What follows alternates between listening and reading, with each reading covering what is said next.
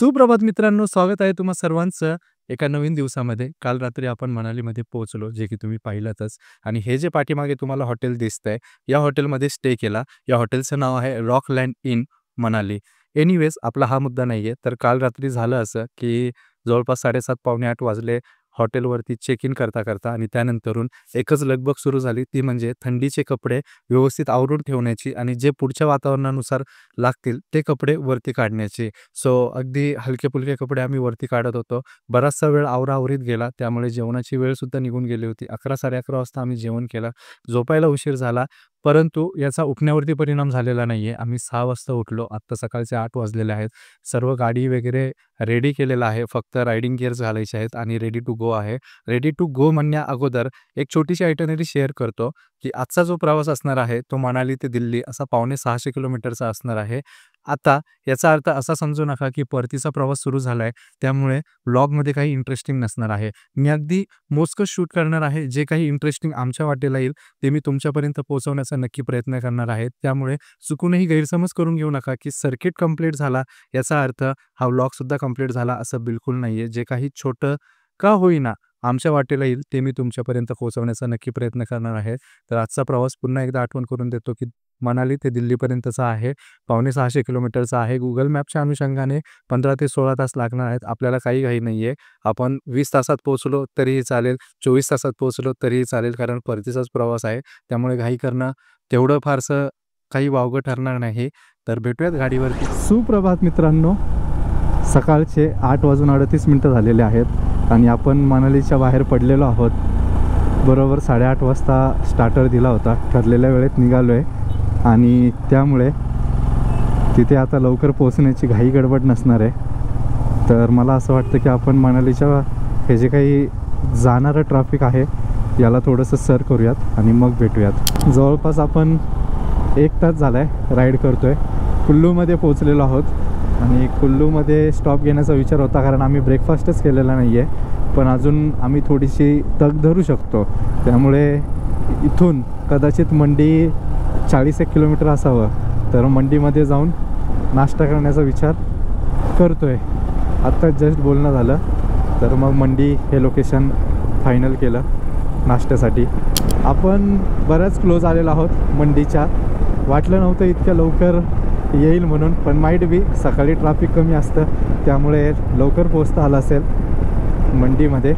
आता इथून मंडीला सुरुवात झालेली आहे. थोडासा ट्रिकी रस्ता आहे, पण मला वाटतं दिल्ली स्ट्रेट असावं.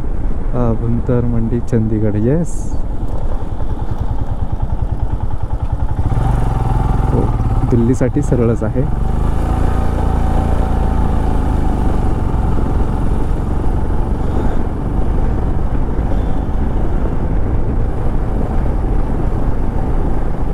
We were right 254 kilometer Chandigarh. ओ आंबा आंबा. हा जो टनेल आहे हा नवीन झालेला आहे, म्हणजे आय थिंक 2-3 वर्षापूर्वीच याचं उद्घाटन झालं आहे. हा खूप अंतर कापतो. आधी खूप अंतर तिकडून तो जो रस्ता होता माझ्या उजव्या साईडचा, म्हणजे या साईडचा, तो खूप अंतर वाढवायचा. या टनेलमुळे खूप अंतर कमी झालं आहे, त्यामुळे दिल्ली ते मनाली किंवा मनाली ते दिल्ली असा प्रवास करणंही फार सोपं झालं आहे. तर या टनेलमुळे बरेचसे लोकांनी मनालीकडे येण्याचा जो मार्ग आहे तो वळवला आहे. तर याच्यामुळे मनालीच्या टुरिझमला पण फार हातभार, मनाली म्हणण्यापेक्षा हिमाचल प्रदेशच्या टुरिझमला फार हातभार लागला आहे. सो असंच आहे की जेव्हा जेव्हा विकास होत राहील तेव्हा तेव्हा जी पर्यटन स्थळं आहेत त्यांच्या टुरिझमला वाव मिळत जाईल. त्यामुळं विकास करणं फार गरजेचं आहे. फक्त पैसे राजकारण्याची खिशात टाकून चालणार नाही.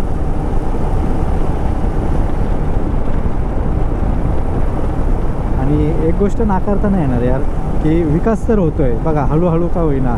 आता 75-76 वर्ष झालीत आपल्या याला, विकास तर होतो आहे यार, ती गोष्ट टाळून चालणार नाही. विकास तर होतो आहे, ती गोष्ट नाकारून चालणार नाही. 75-76 वर्ष झालीत स्वातंत्र्याला, हळूहळू का होईना पण विकास होतो आहे. आणि बरीचशी गोष्टी नवीन नवीन उपलब्धींनुसार तयार होत असतात. सो हाही त्या उपलब्धीचाच एक भाग आहे नॅशनल हायवे टनल नंबर 11. आता बघा ना, श्रीनगर साईडलाच गेलो होतो तेव्हा, लास्ट इयर गेलो होतो तेव्हा ज्या टनलचं काम चालू होतं त्या टनलमध्ये आम्हाला यावेळेस जाता आलं. आणि आत्ता ज्या 2-3 टनलचं काम चालू आहे ते बहुतांश वेळा म्हणजे असं होईल की 2-3 वर्षात का होईना तिथून जाता येईल. त्यामुळे प्रवास करणं अजून सोपं होईल. जी अशी थोडीशी काय म्हणूयात त्याला हालाखीची ठिकाणं आहेत तिथे विकास होणं फार गरजेचं आहे, जेणेकरून टुरिझम वाढेल. मग टुरिझम वाढले की असे जे हल्ले वगैरे होतात ना ते होणार नाही, कारण की केव्हा हल्ले होतात हे स्थानिकांच्या मदतीने होतात. मग स्थानिक अशा गोष्टींना बळीच पडणार नाही. जर त्या आपल्या पर्यटनामुळे त्यांना जर 2-4 पैशाचा हातभार लागणार असेल तर मग काही कुणी त्या मार्गी जाणार नाही, असं माझं वैयक्तिक मत आहे. बाकी जसं ज्याला वाटेल, पण टुरिझम वाढलं पाहिजे. पर्यटन स्थळांच्या ठिकाणी विकास झाला पाहिजे, कनेक्टिव्हिटी वाढली पाहिजे. मग ती कुठल्याही पद्धतीची असू द्यात, ती इंटरनेट पद्धतीची असू द्यात किंवा मोबाईल टॉवर असू द्यात किंवा मार्ग सोपे करण्याचे असू द्यात किंवा चांगल्या सुविधा देण्याच्याबद्दलच्या असू द्यात. याने काय होईल, टुरिझम वाढेल. टुरिझम वाढलं की तिथल्या स्थानिक लोकांना आर्थिक हातभार लागेल, बेरोजगारी राहणार नाही थोडक्यात. किंवा मग जी शहरात गर्दी वाढते ना ती गर्दी वाढणार नाही. सध्या आपण पोचलेलो आहोत चंदीगडमध्ये. 2:06 झालेले आहेत. पेट्रोल वगैरे भरायचं होतं त्यामुळे थांबलो होतो, म्हणून थोडासा वेळ झाला तिथे. पण मंडीपासून जे गाणे ऐकत निघालो ते डायरेक्ट चंदीगडमध्येच व्लॉग करायला घेतला. बाहेर 37 डिग्री तापमान आहे, त्यामुळे फार गरम होतं आहे. तर आता असा विचार केला आहे की इथे थोडंसं लंच ब्रेक घेऊयात, कारण की लेहमध्ये एंटर केल्यापासून ते मनालीत येईपर्यंत, नाही मनालीमध्ये आपण घेतला होता लंच ब्रेक, म्हणजे तेच की मनालीत येईपर्यंत लंच ब्रेक घेतलेला नाही आहे. त्यामुळे आता असं ठरवलं आहे की परतीचा प्रवास आहे तर लंच वगैरे करूयात, कारण की इकडे चांगली सुविधा असते लंच वगैरे करण्यासाठी. आणि चंदीगड तर विचारायलाच नको. सो आता एखादं चांगलं प्लेस बघतो आणि त्यानंतरून लंच करतो. I think this is Honda Goldwing. Is this a Goldwing रॅडसन? Is it limited? Harley Davidson great bike. Finally we are in Haryana, Ambala. Oh KFC. इनको बताना पड़ेगा और वापस आना पड़ेगा. KFC में रुकना है भाई. जसं की तुम्ही पाहिलं आपण KFCमध्ये थांबलोय. तर एक मजेची गोष्ट सांगतो. समीर भाऊचं झालं काम 25, कारण की त्यांनी मनालीमध्ये असताना थर्मल, त्याच्यावरती टी-शर्ट, त्याच्यावरती रायडिंग गिअर आणि त्याच्यावरती विंड शीटर असं लेअरिंग केलं होतं. आणि अंबालामध्ये येईस तोपर्यंत त्याची पूर्ण वाट लागली. ते 50 किलोमीटर ते मला म्हणत होते आशिष भाऊ थांबा. पण मी काही थांबेलच, कारण की मला पाहिजे होतं food station. So finally food स्टेशनला थांबलोय. आता ते आतमध्ये गेले, ते थोडेसे फ्रेशअप वगैरे होतील आणि त्यानंतरून आम्ही खातो वगैरे आणि मग पुढच्या प्रवासाला सुरुवात करतो. अपने इस दोस्त का काम 25 हो चुका है दोस्तों, और घर पे जाने की बिल्कुल गाड़ी चला के जाए की बिल्कुल तमन्ना नहीं है. 3 वाजता आपण थांबलो होतो आणि 4:44 झालेत. जवळपास आपण 1.5 तास तिथे स्पेंड केला KFCमध्ये. आत्ता एक 5-1 मिनटं झाले आम्ही निघालो असेल. थोडंसं मोशनमध्ये येऊ म्हटलं आणि मग तुमच्यासोबत अपडेट शेअर करू, हा एक त्या पाठीमागचा विचार होता. सो आता इथून दिल्ली राहिलेला आहे 200 किलोमीटर आणि 200 किलोमीटरसाठी 4 तास 34 मिनटं दाखवते. सो लेट्स सी काय होते. कर्नाल 67, पानिपत 106 आणि दिल्ली 200. आणि दिल्लीचं ट्रॅफिक इथेच बघायला भेटतंय की काय असं झालंय.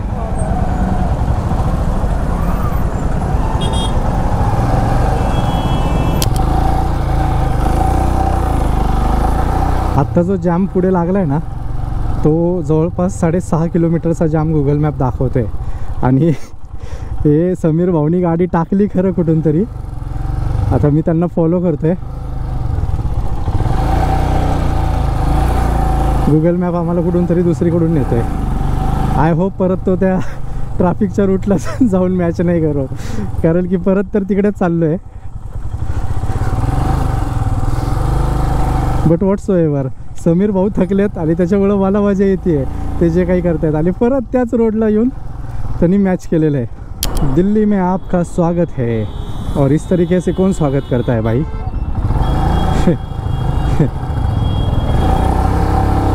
दिल्ली में आपका इस प्रकार से स्वागत है.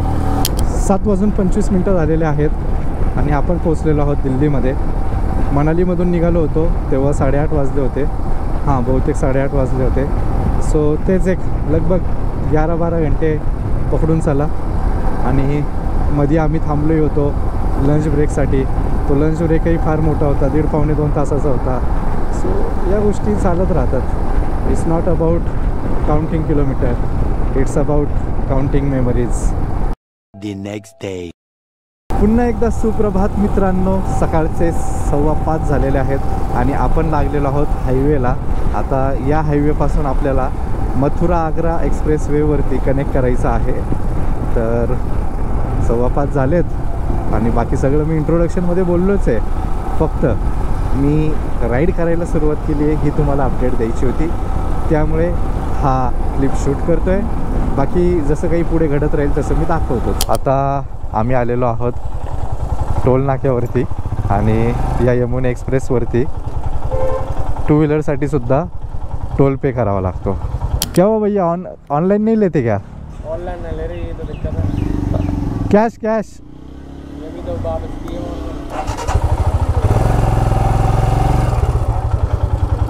ओके, 2 व्हीलरसाठी 70 रुपये, 160 आणि आग्रा 245. Oh my God. चलो सर जी, धन्यवाद.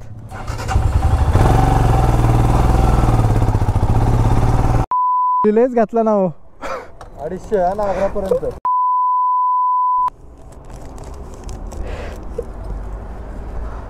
अरे इतने में तो हम खाना खाईला रे.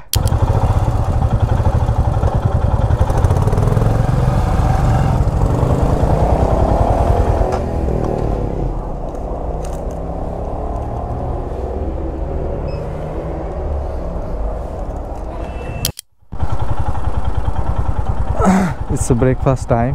A few moments later. Done with breakfast. Agra इथून 70 किलोमीटर आहे. आता तिथे थांबण्याचा विचार केलेला आहे. चलो फिर. हो, काय झालं?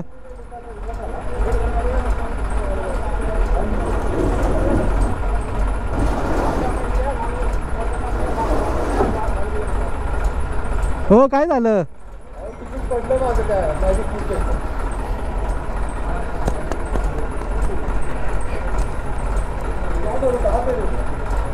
हे बघा, हे समीर भाऊंनी घरी जायच्या खुशीत त्यांचं जे हे तिकीट होतं ते हरवलं.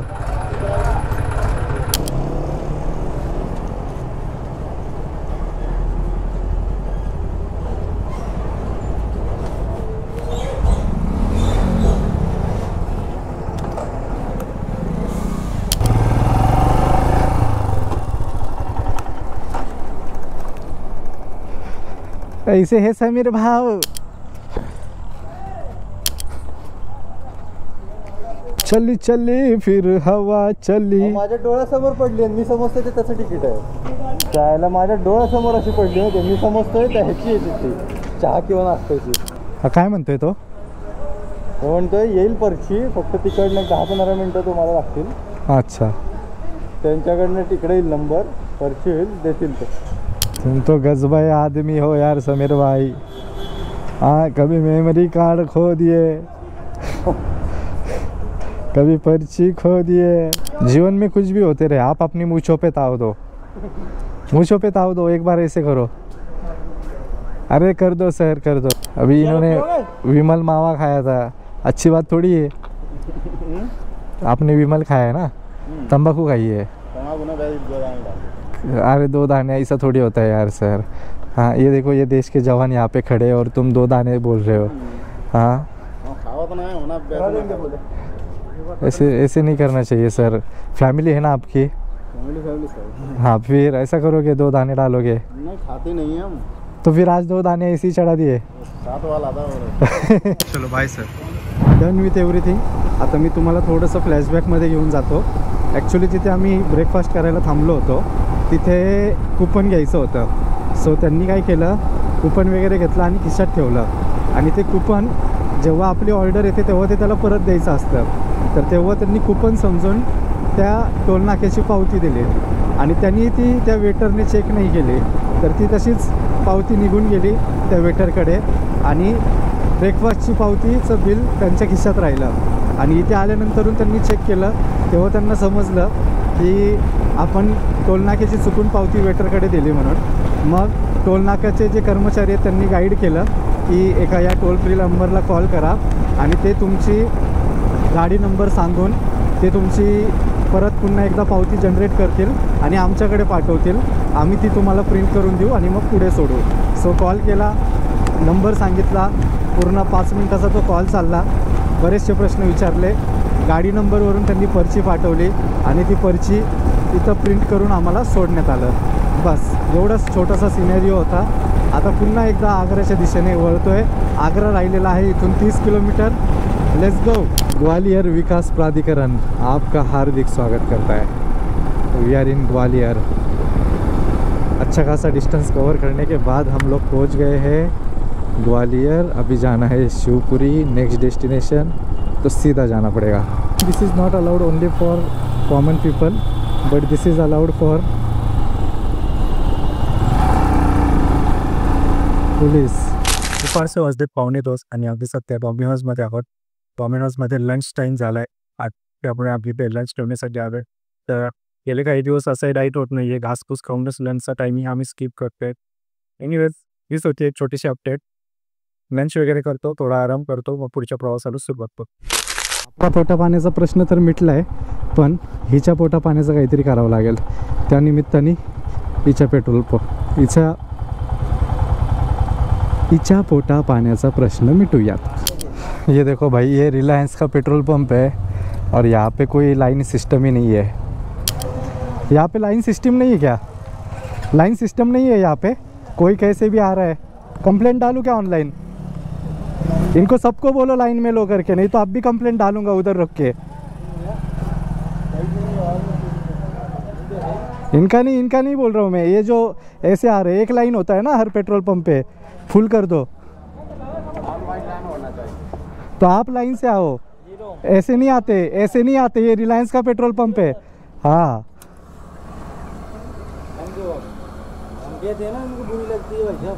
अरे पर आप तो कर्मचारी हो ना, आपने ठान के बोलना चाहिए. अभी हम दोनों के लाइन में खड़े हैं, वो आके भर के चला गया.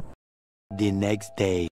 सुप्रभात मित्रांनो, स्वागत आहे तुम्हा सर्वांचं एका नवीन दिवसामध्ये. सकाळचे 5:20 झालेले आहेत आणि आपण निघालेलो आहोत इंदोरवरून फायनल डेस्टिनेशन पुण्याकडे. सो आज थोडंसं लवकरच सुरुवात झाली. एक ती घरी जाण्याची घाई असते ना, दॅट काइंड ऑफ थिंग असं तुम्ही समजू शकता. सो 5:20 झालेत. गुगल मॅपच्या अनुषंगाने 12 तास लागत आहेत. आपल्याला काय 15-16 तास लागले तरी ठीक आहे, पण पुण्यात पाऊस आहे असं म्हणतात. सो लेट्स सी, पाहूयात काय होतं आहे काय नाही ते. The culture of India. हे बघा,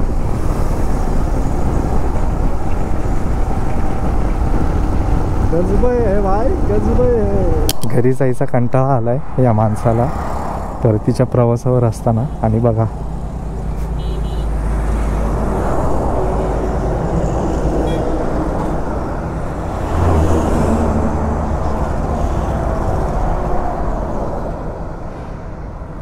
चला जायचं का? अशा प्रकारे आम्ही पोचलो घरी. त्याचं झालं असं की जुन्नर भागात पोचलो आणि मुसळधार पाऊस सुरू झाला. त्यामुळे सर्व कॅमेराज वगैरे शटडाऊन करून ते पॅक करून दिले, रेन केअर घातले आणि भिजत म्हणण्यापेक्षा म्हणजे रेन केअर वगैरे होते. त्यामुळे सेफली चाकणपर्यंत पोहोचलो. चाकणमध्ये पाऊस थांबला आणि त्या क्षणी चालू झालं ते चाकणचं संध्याकाळचं ट्रॅफिक. मग त्यानंतर एकच लगबग सुरू झाली ती घरी पोचायची. मग म्हटलो की घरी पोहोचूयात आणि मग आउटरो करूयात. त्यामुळे असा किरकोळसा आउटरो करतोय. बाकी मला बरंच बोलायचं होतं, पण प्रवासाचा फ्लो तुटला की पाहिजे तशा त्या भावना व्यक्त करता येत नाही. त्यामुळे मग मी बोललो की जाऊ दे एक साधा किरकोळसा असा आउट्रो ठेवूया. तर आशा आहे तुम्हाला सर्वच एपिसोड आवडले असतील. तुम्ही माझ्यासोबत हा प्रवास व्हर्चुअली का होईना पण एन्जॉय केला असेल. बाकी बघूया पुढच्या ट्रिपचं जेव्हा काही कसं काय प्लॅन होईल तेव्हा मग मी येईल पुन्हा तुमच्यासमोर. बाकी मी काही कन्सिस्टंट यूट्यूबर तर नाही आहे. तर असो, सर्व काही तुम्हाला आवडलं असेल हेच आशा मनी बाळगून पुढचे व्हिडिओ मी बनवत राहील. बाकी तोपर्यंत भेटूयात. धन्यवाद.